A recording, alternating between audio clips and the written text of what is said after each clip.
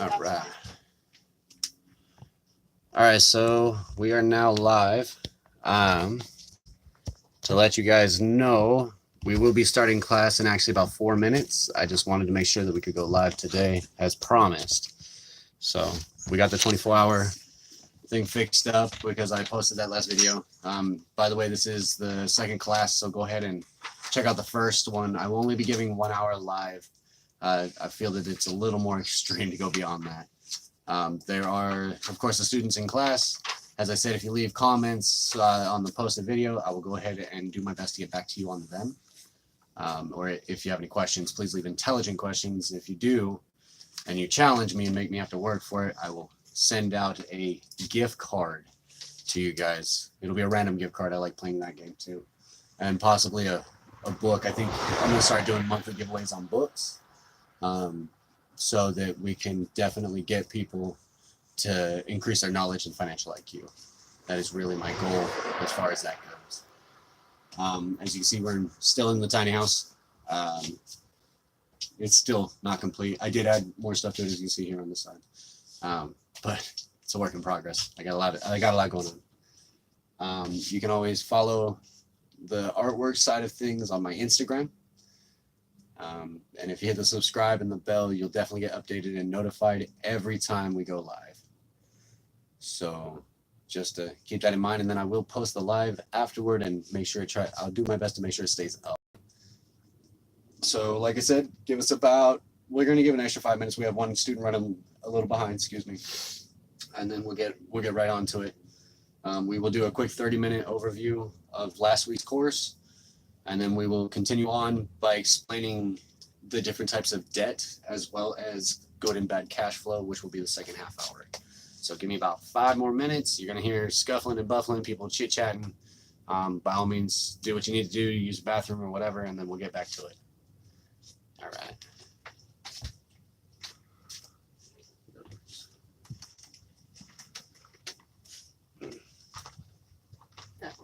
That works. It's a thing.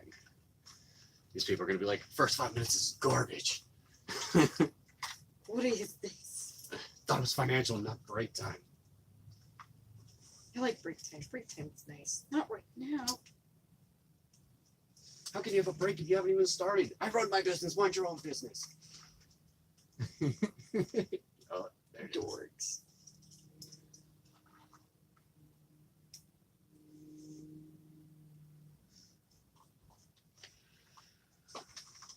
I'm kind of excited to start doing the BI triangle with people, because then they'll start to understand. I'm super And we're excited. doing that today. That'll be second half, yeah. Cool.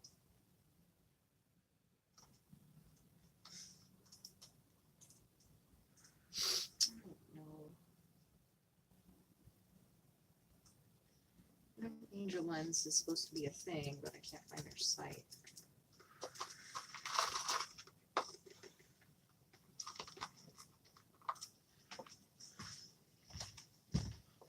All right, so I decided to come back and talk because 5 minutes of just kind of silence is weird.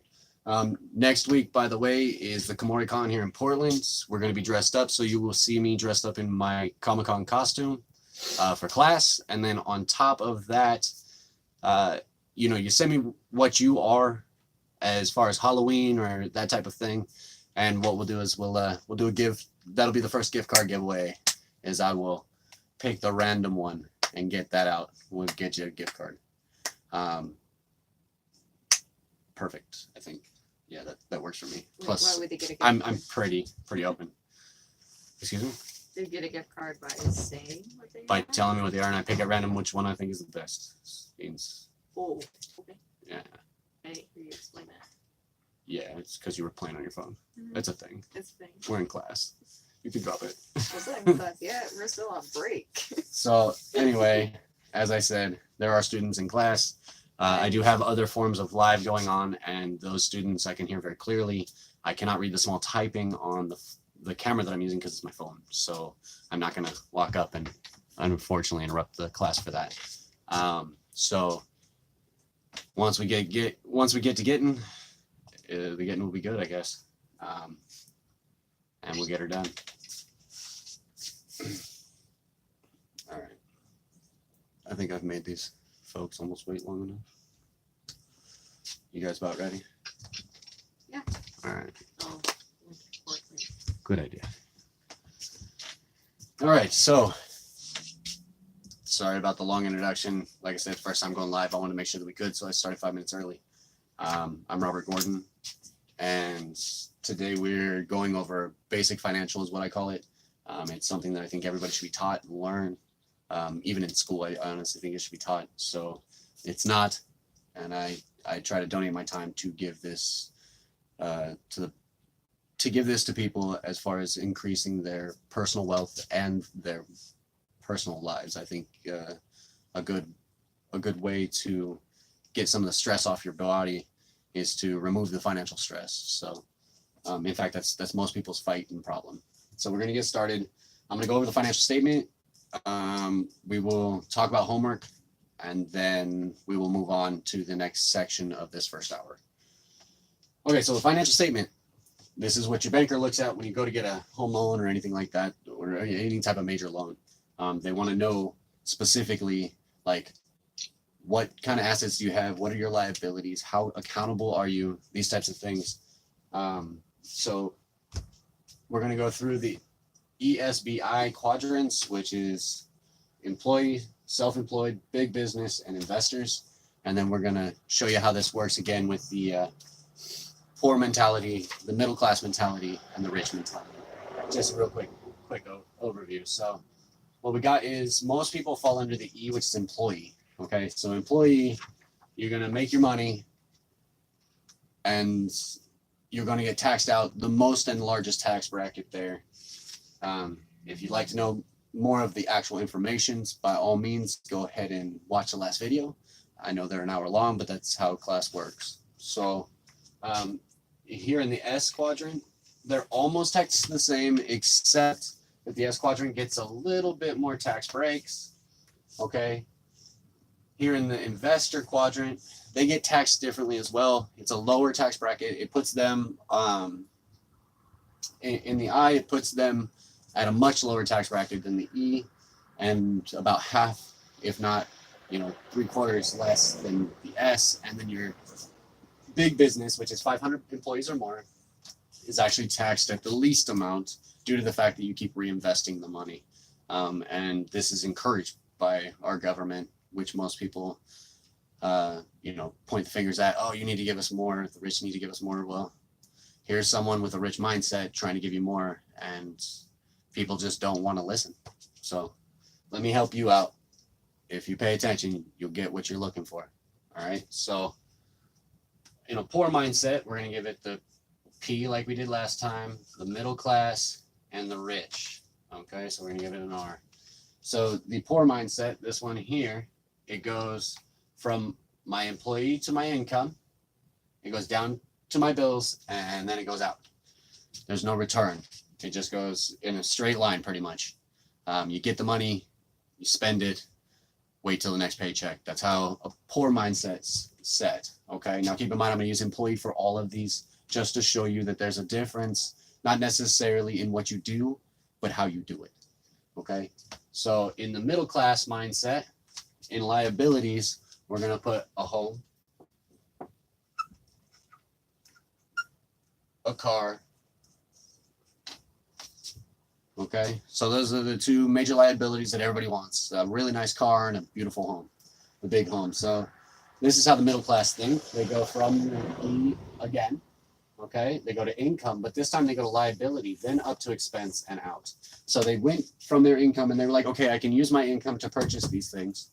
And now these things became an expense. So asset is something that puts money in your pocket. A liability is something that takes money from your pocket.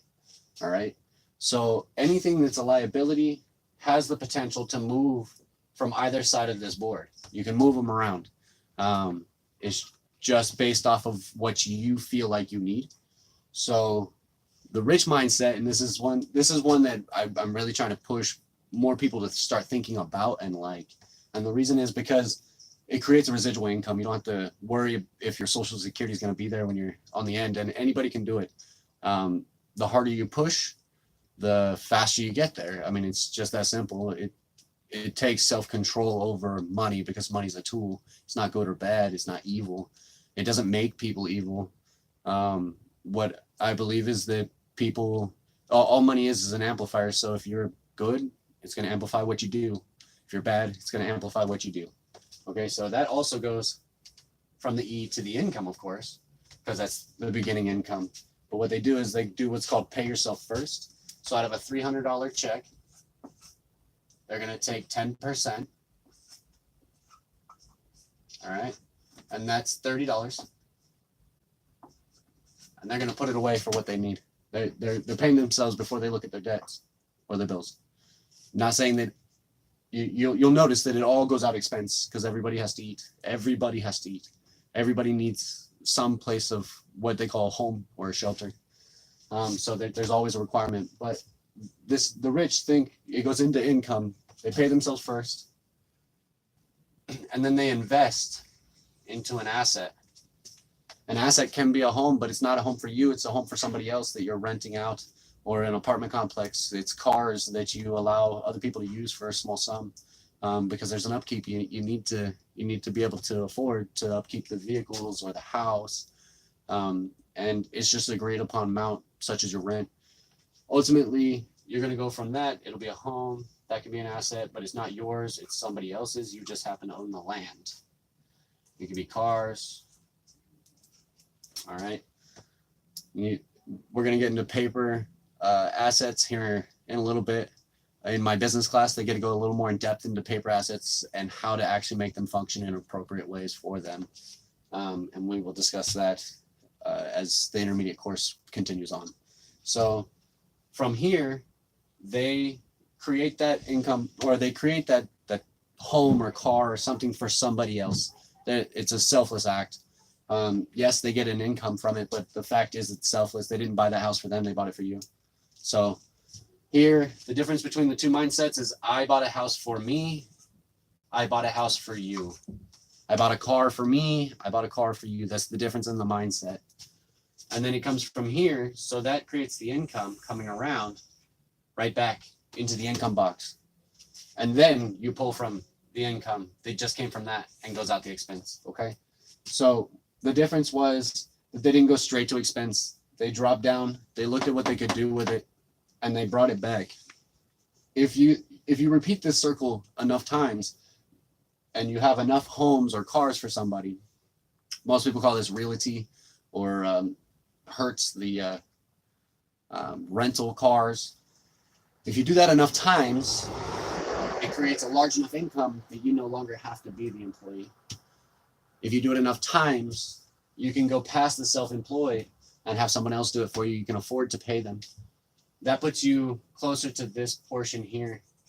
And once you have more than $250,000 invested, and that's not a single home, that's not what I'm discussing. The investment itself has to return $250,000 as far as that goes. In hard assets is what they're called. So once you have that, you're considered an investor. And if you continue to do it over and over and over and over repeatedly 1,000 times, you're going to find that you become a professional investor at that point. You no longer even run the business. You have somebody else do that, CEO or whatever. This is the standard way of thinking. This is how you go from a poor, middle class, and rich mindset. The difference is, I'm going to start calling on students in the class, of course, like we did last time. So the difference between a poor and middle class is what? Is their mindset, is how they take their income and make it into an expense. But what's the difference? What's the difference between the two people? Usually it's college, schooling. So from here to here, you're going to have extended schooling. So you're going to have college. The poor say, oh, I can't afford it. The middle class say, I'm going to afford it no matter what, even if it costs me the rest of my life. The point is they take that extra step. That'll be a nurse, a doctor can be self-employed. Anybody who's self-employed and taking that extra step with the business courses, things like that. Okay. Now, like here, there's actually a certain skill set for each level. So here you need to learn all the skill sets of employee. You have to learn them. They're a requirement in order for you to be able to move forward. Because if you don't sympathize with employees And if you don't have an understanding of what they have to go through, there's no way you can maintain a good workforce that will help you in the proper ways. And you won't know what they need because you've never been in their shoes. So each step has its own skill set. You can't go from an employee straight to investor. You cannot go from an employee straight to big business. You cannot go from self-employed to investor. Okay, it's one step at a time. So from here, what we're going to do is we're going to go from the poor mindset. We got the college. Now we're thinking like the middle class. Okay, but we're still an employee. We're still learning those sets. We still have skills to learn. However, at this point, you are now capable of stepping down into the self-employed, usually because you've specialized in something. You now understand it well enough to go, I can do this on my own without help. That is self-employment, okay? So we've moved beyond the employee now. We're moving down into the middle class. We're going to think of self-employment or specialization. And the difference between the middle class and the rich are... And real life experience. Okay, so they use real life experience to continue their education. That is correct. I mean, mindset is ultimately everything, but how do we get that? We get new information. That's how it changes our mindsets. So here, they just continued the education. They went beyond college, and they just have continued education. Okay. So that's books or, tons of other things. I love to use the whole, have you ever seen a Lamborghini commercial? And the answer is no. And the reason is because people who can afford a Lamborghini are not sitting on the couch watching commercials. Now, the difference between the people is massive because this person decided to put all the work up front and learn these skill sets. So as they come down, so once you get done with that self-employed, you had to learn new skill sets, which would actually set you up and available to be able to lead people. And that's some of the skills that you really need to hone in on is leadership. So in order to get a big business, you have to learn to lead and handle dealing with employees. You have to know what they go through. You have to have a lot of different skill sets that step you the next step up. Okay, so what you're going to do is you're going to go from these skill sets, which is the continued education, you're taking leadership courses, whatever it might be, and that will actually put you into here, into the B. Now, as a B, there's still more education to go. Most people don't realize that. If you ever want to get beyond the B and go into the investor status, you have to continue your education. It's just a requirement. Now you have to learn about like paper assets. You have to learn about hard assets. There's called fluid assets. There's a ton of different assets that needs to be learned about if you want to actually start looking at investing because you need to know what's best for you. Okay, everybody's different, but we're all the same in this manner. You can't. No human can skip from one to the next and not be destroyed by it. For example, if you're in the employee mindset and you start a business and you haven't learned the skill sets for that business, you're going to watch that business fall back down to whatever your skill set is equal to. Okay. And so this awesome mess up here is actually called a cash flow. All right. So the poor have a poor cash flow, poor mindset. So what it does is it goes from here, comes to the income, goes straight to the bills and out. They didn't even think about, well, what about the future? They didn't think about it. That's not a requirement for them. Okay.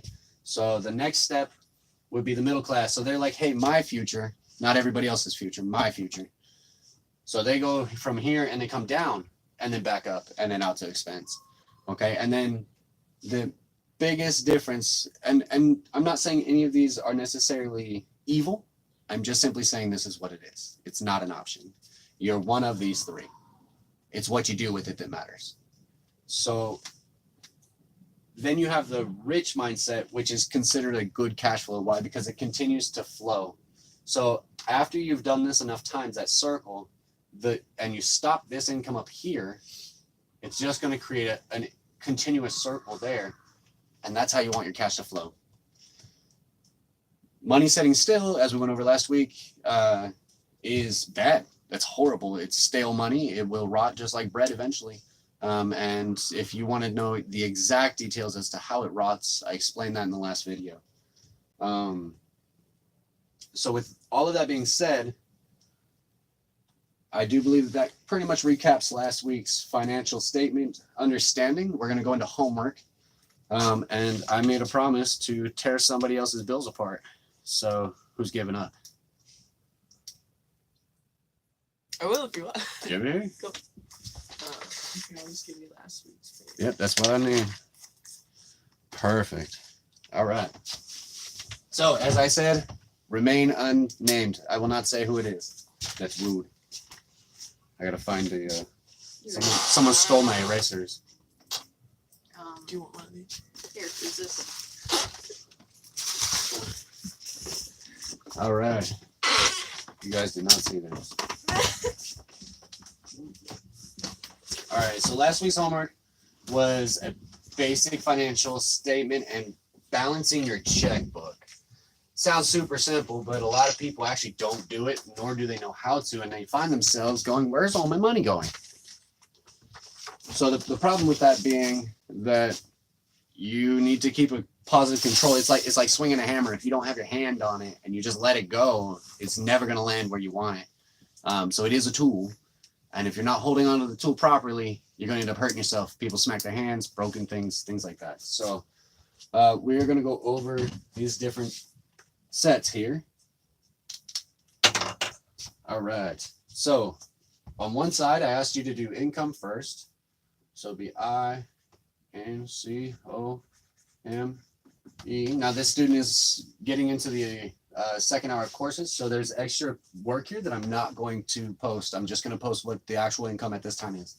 Okay, so the actual income, that's $1,500. Okay, it's $1,500, and she's an employee. There's nothing wrong with an employee. You have to go through this route. It's a requirement. I have my kids going through the same route. They need to understand what it is to be the employee. Okay, and that's $1,500 for her alone. Now the bills are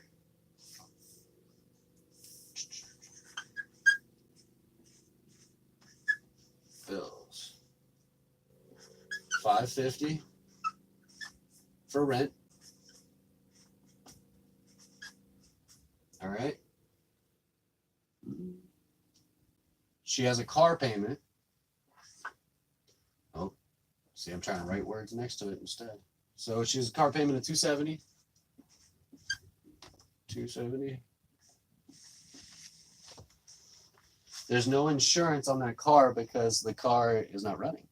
So she can't even use it. It's a liability, and that's the great example of a liability. Thank you very much for letting me use those. Okay, so she budgets herself $70 for food. That's a month. And that's a month.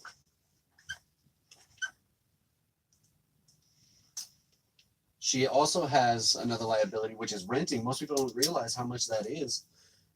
She pays $100 a month for her old apartment to continue finishing out that lease. So we're gonna put apartment there. So she's actually paying 2 rents, and there's someone else living in this apartment. We'll talk about that as well. It's a little later on in the courses, but you'll see. She has a phone bill of $50.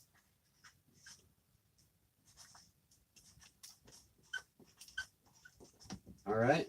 And she also budgets herself a miscellaneous grouping. Now, miscellaneous is anything that you didn't need and it was almost an impulse buy, or you wanted to go out for the night, whatever. That's what it is. So the total comes out to $1,140.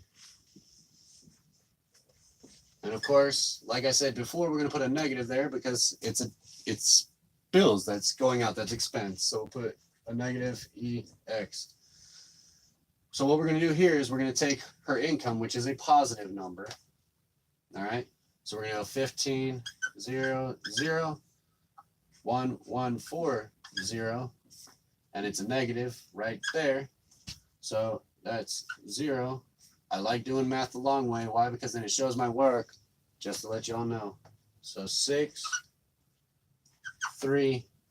So she has $360 positive dollars after all these bills are said and done. Thank you very much for letting me use that.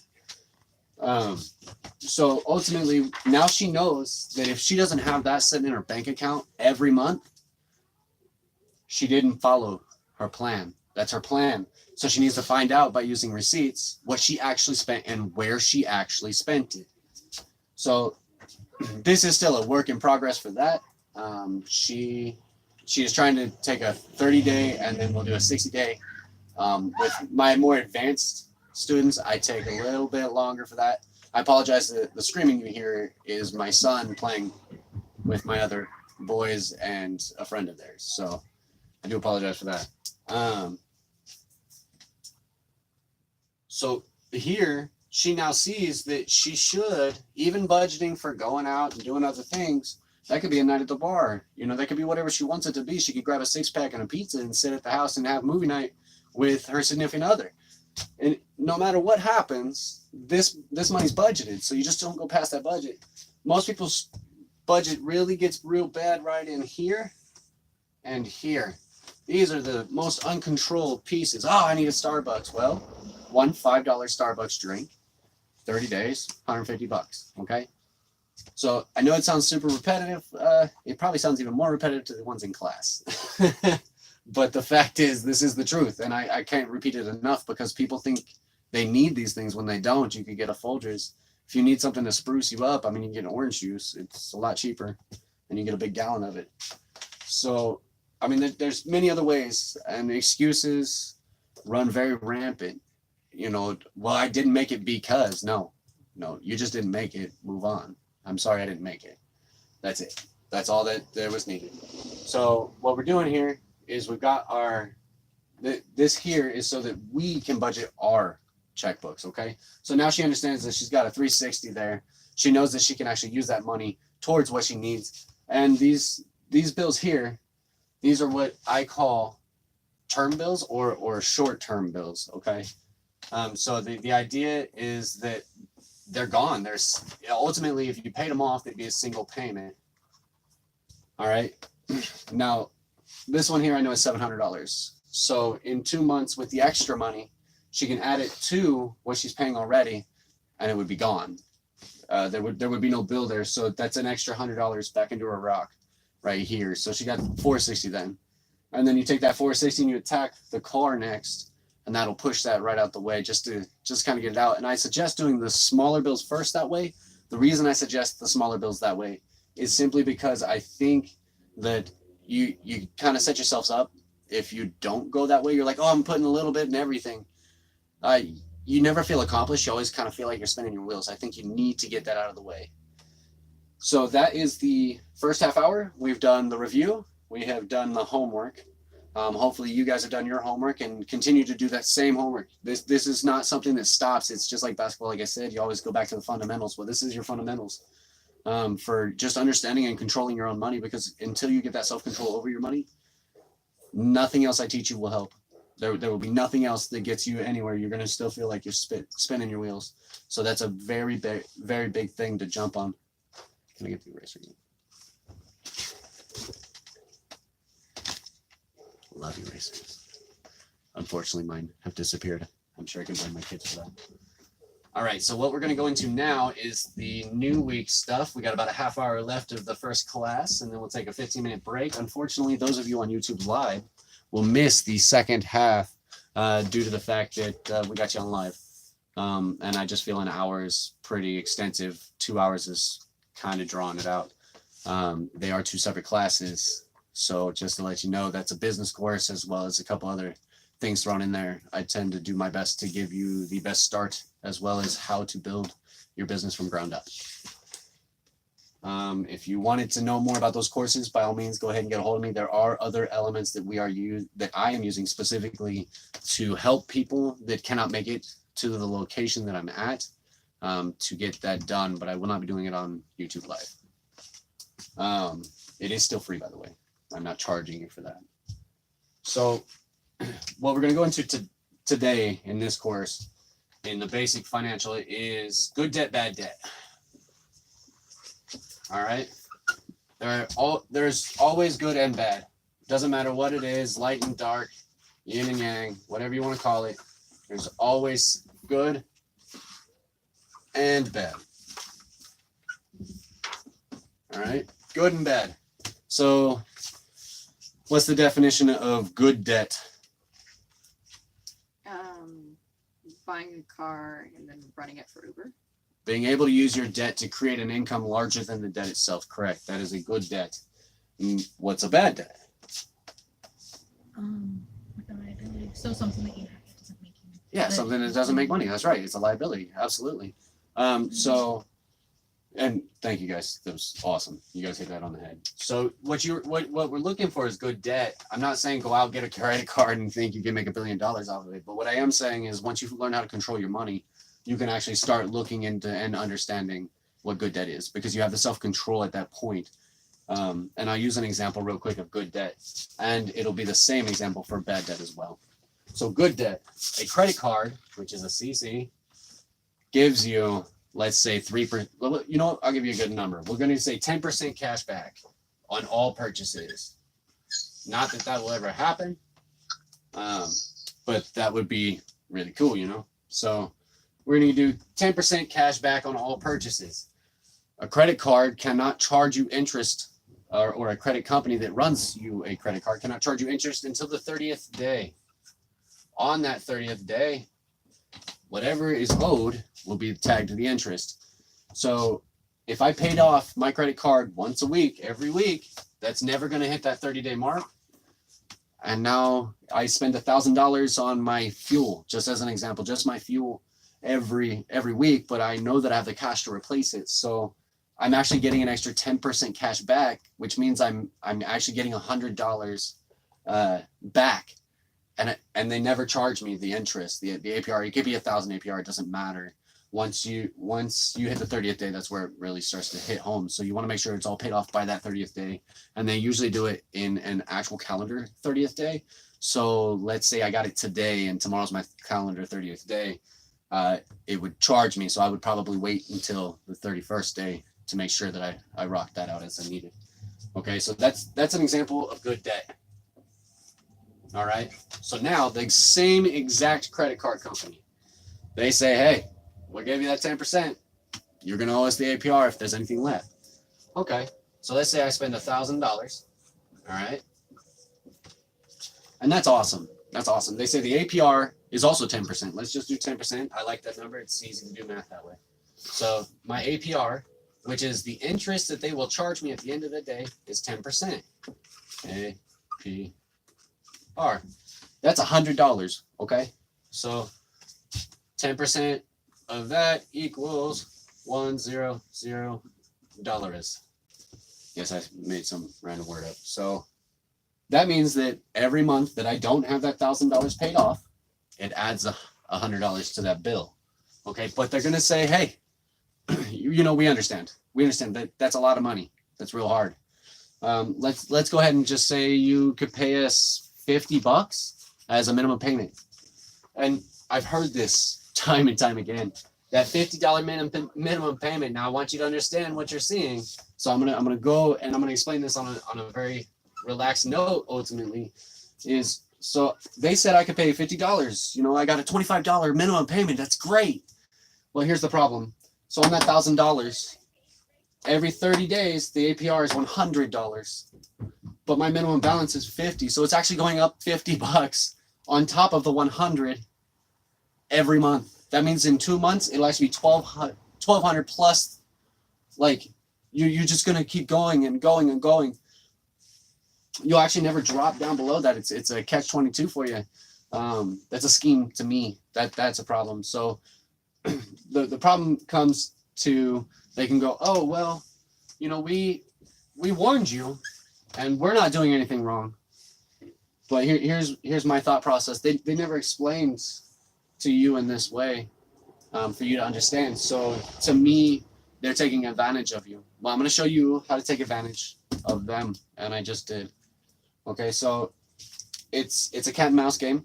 No matter where you are, no matter what you do, in any industry, you got to fight for what you want. And unfortunately, sometimes you got to fight in a way that may feel to some people like they're like, oh, well, that's great. But then they feel that this is dirty. Well, you're doing the same thing to them. It's just the other way around. That's all. You're just beating them to their own game. So don't mistake that. It's not they're good, they're bad. they just don't care. That's the difference. They just don't care. Your debt brings them money. That's all they care about. And so they help out as many people as they can with the credit card, but they don't give you the financial classes to go with the credit card. And that's where the real problem begins. Having a bad financial IQ or a low financial IQ is never going to get you where you need to be in life, especially if you feel like you're spinning your wheels already with going through work and employment, things like that. All right, so that's good debt, bad debt. You always want to look at good debt, and everybody has bad debt. I have bad debt. Okay.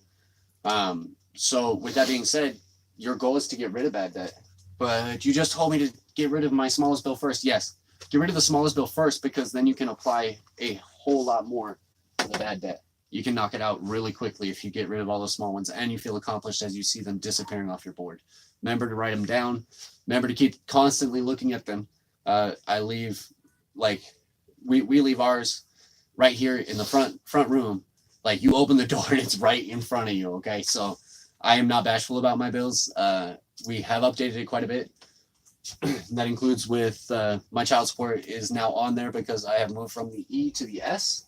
So I now pay that out of my own pocket. Obviously, I paid it before, but it came out of my paycheck before I saw it. So it's a difference. Okay, so organization is one of those skills that moves you from the E to the S quadrant. Now that we've talked about good and bad debt, there is a lot to think about when it comes into that. And the reason that there's a lot to think about as far as good and bad debt is because, with that being said, that means you can use debt to your advantage as well. I just showed you that on a small scale. What a lot of people do or don't understand they can do is, for example, my car loan. Okay, I do have a car, and yes, I do have a loan on it. The loan paid for my registration. Okay. It paid for my taxes, which in this state we don't actually have a sales tax, but in other states it'll put it in there. It paid for the car itself. All right. So that loan lumped all that together, plus, I got my gap insurance, which is always, you never leave home without it. All right. So my car loan can be bad debt. Why? Because the APR on it is really high as well. I have horrible credit by definition, but yet they still gave me a car loan. Now we have a second. We're looking into a house loan, but not a house for us. We're looking into an apartment loan, which is, over $1 million. And I've got serious investors looking at that. Why? Because your credit score really doesn't matter. That's the key. It's how many assets do you have underneath your belt that matter. So here is my car. All right. But instead of complaining about my APR, which is up here also, that came with it. Okay. And it came with a 100,000-mile bumper to bumper warranty. I don't have to do anything. I show up and I'm like, hey, fix it. They're okay. Yes, sir. No problem, Mr. Gordon. We got you. Sweet. So with that being said, why am I so happy about having the car loan? Everybody says that's bad debt. That's going to drop off as soon as you drove it off. I'm telling you, my resale value of that dropped almost 50% as soon as I drove it off the lot. The reason is because I did something similar to changing. So you're going to move the liability over to the asset quadrant. If you can move them, perfect, do it, because that's the best way to get yourself actually out of debt. So what I did is I took my car, and I now drive for a company that does share a ride, which, by the way, if you saw the last video, it's Lyft. I drive for LYFT. So if you're ever in Portland and you need a Lyft, holler. Use your app. But Lyft offers a lot of different advantages. On top of that, my car is now paying for itself. I don't have to worry about it. And I moved from the E quadrant to the S quadrant in just that asset alone. So the idea behind that is I took my job where I was making between, 2,000 and I think it was 4,000 is the highest month I'd ever seen. 4,000. And that's working tons of hours. We're talking like 10, 12 hours a day, 14 hours a day, depending on if they have me do different types of work. And as a CDL driver, I was also making a really good wage. Okay. Excuse me. So I actually quit my job because this job wouldn't allow me to make my liability an asset, because they said, hey, you cannot drive for yourself or anybody else while employed by us. And I said, okay, I understand. Is there a way that I can move into a dock position or some other position in the company? And they said, nope, no way. So what I did was I thanked them for the time. I got a great experience from them. They are a reputable company. They're an amazing company. They do take care of their employees very well. And they don't want you to stop being an employee for sure. So I made that car, which I was at my best making $4,000. Okay. My best. That's like 14 hours a day, 16 hours a day. It was miserable. I didn't get a choice. Like, oh, you want to pee? When did you want to do that? Okay, that's your thing. You know, I didn't get my breaks until I was needed to get them, or by law I had to have them. Like it was just miserable. I was coming home way late. I was out past the sun going down, and I was up before the sun coming up to go back to it. It was miserable. So instead, what I did was I took my liability, my car loan. Okay, so we got my car loan, and I started driving. I made it do its job. Now, here's the part that really, really blows my mind. Okay, so for about 4 days a week, 6 hours a day. 6 hours a day. And I get to choose when I work those 6 hours. So now keep in mind, this is just an idea or a reference to give you an idea of what I'm talking about. So it went from being a $500 loan every month. We had $400 in insurance alone. Okay. This is just for this, not including fuel. Okay. So that's just for the agreement to the loan. So that's $900. That went from $900 coming out of my pocket, out of my paycheck, me busting my chops at work, working long hours. And I decided I'm going to go drive. I'm going to use it to make its money. In doing so, I now, as an average, make between $1,000 and $1,500 a week. That's a week, and that's paid instantly. Whenever I want them to pay me, they pay me. Now that doesn't necessarily mean, hey, jump on it, but if it sounds like it's a good thing for you and you can deal with people in your vehicle and you have a vehicle that you're willing to go with, by all means. There's other places. You have to be 21 to do this. You can do 19 and older for the different food services like DoorDash, Grubhub, Uber Eats, I think is 19 as well.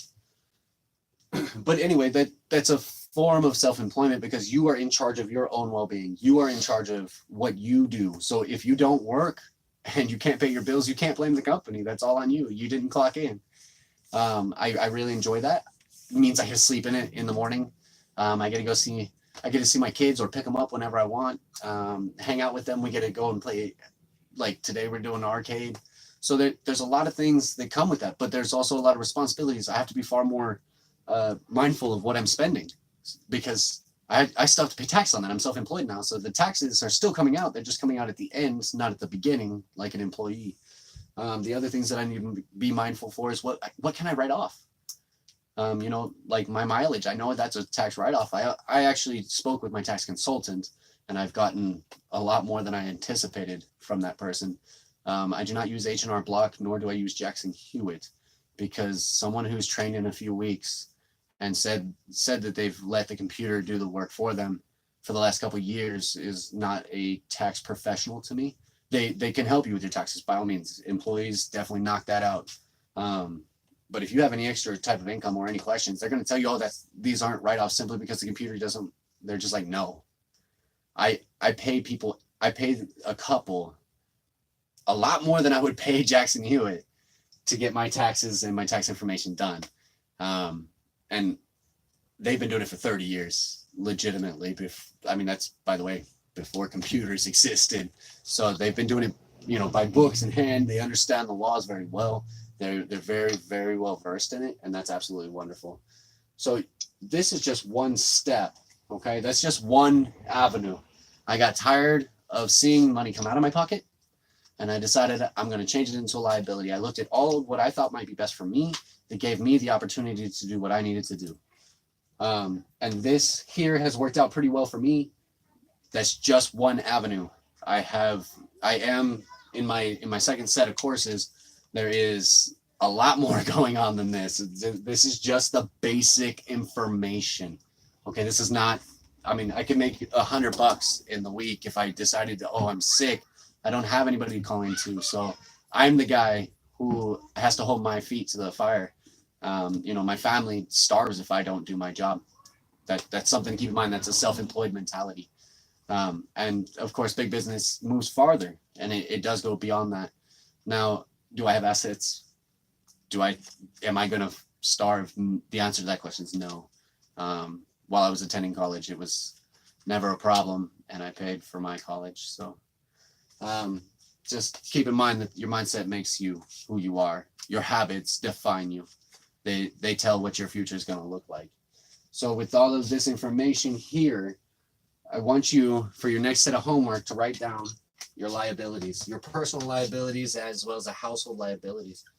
Okay, so you're going to write those down. All right. And the reason you're going to write them down is because I want you to think, you're going to have to write for each of the liabilities. You need to write at least 3 different ways you can turn it into an asset. Okay. How can you turn the liability that it is into an asset? Okay, I've given you one example as far as what I did with mine. I've taught you how to use good debt and bad debt and how it accrues. Credit cards are a beast of their own. So my suggestion is, if you already have them and you're not very good at not impulse buying, my suggestion is, anytime you go, "Ooh, I want that," at least at the very minimum, take 24 hours to think it through and really think it through. Don't just think about like what you're going to decorate it like if you got a car, or, man, I'm going to put some great rims on that. Think about how it will affect your family and your life, your well-being. In this alone, doing it this way, you could potentially make yourself a complete self-employed person, making anywhere between $60,000 and about $120,000 a year. And that's on you to push as hard as you want or need. Go back to looking into how I believe about saving money and how it works. That's the previous episode. Don't forget to subscribe, snag that bell. That's a very important thing. At this point, we're towards the last about 13 minutes of this class. I did start a little early, so you'll have to forgive me. I did the live for about 5 minutes, running on its own prior to the noon, and I do apologize about that if for those who are still watching it. Is there any questions inside the classroom as far as that goes? Or how about you over there on Facebook Live, Messenger? Do you have any questions for me? Not right now. I'm super inspired by how you did that with your Uber, or excuse me, with your Lyft experience. I mean, I keep wondering on a personal level at some point if it would make sense to, or if it's possible to. I understand, like owning business. If you wanted to purchase like, an RV or a tour van or a pleasure van or something like that, and how that could possibly tie in also with being self-employed with Lyft. So that's a great question. And at that point, you'll actually start into a business, because you can't drive multiple vehicles at one time. So what you would end up doing is having to hire somebody for an agreed payment, kind of like a Lyft moment, except for like if it was a boat, for example. Let's say I owned a yacht and I needed a driver for the yacht. I would pay them per ride that they gave, and it'd be per head on the ride. That's my decision, because then it's commission based, so they're going to be more apt to do that. And if you allow them to keep their tips, like Lyft does, Lyft allows me to keep all my tips. Yes, it's on them to file that, and you have to file what's called a 1099. But that's a whole other ball, and that'll definitely be the second half. So it is possible, though. Yes, you can actually build an entire empire off of it. And there's a lot of companies who have done that. Penske is a great example. They actually started with a van, and they now rent out semi trucks, vans, like flatbeds, cars, pretty much every vehicle you can think of. I don't know if they have a motorcycle, but I'd be interested to hear about that. Okay. Cool. So yeah, that'll be definitely more of a second course, or the second hour here. Yeah. All right. So I see that we still have a viewer chit chatting there. Thanks for stopping in. don't forget to hit the subscribe, get the bell so that you can catch live next week on YouTube here. I will post this video here probably in a day or so. We are going to take about a 10-minute break. Let people get water, do what they need to do, help me clear my throat a little bit so I can drink something. And then we will get on to the second hour. For those of you on YouTube, if you have any questions, please IM me, and I'll be able to help you out. We can get together on Facebook, or we can do, no, I think I'm only doing Facebook for the second hour. So the messenger would be the best way to get you tagged into the second hour. But by all means, please jump in, show your friends, because this different setting as far as your mindset will simply help you out more than you ever could imagine. It will change your life, and it has for many people, including me. Thanks for coming in. You guys be safe. And this is Robert Gordon with Basic Financial.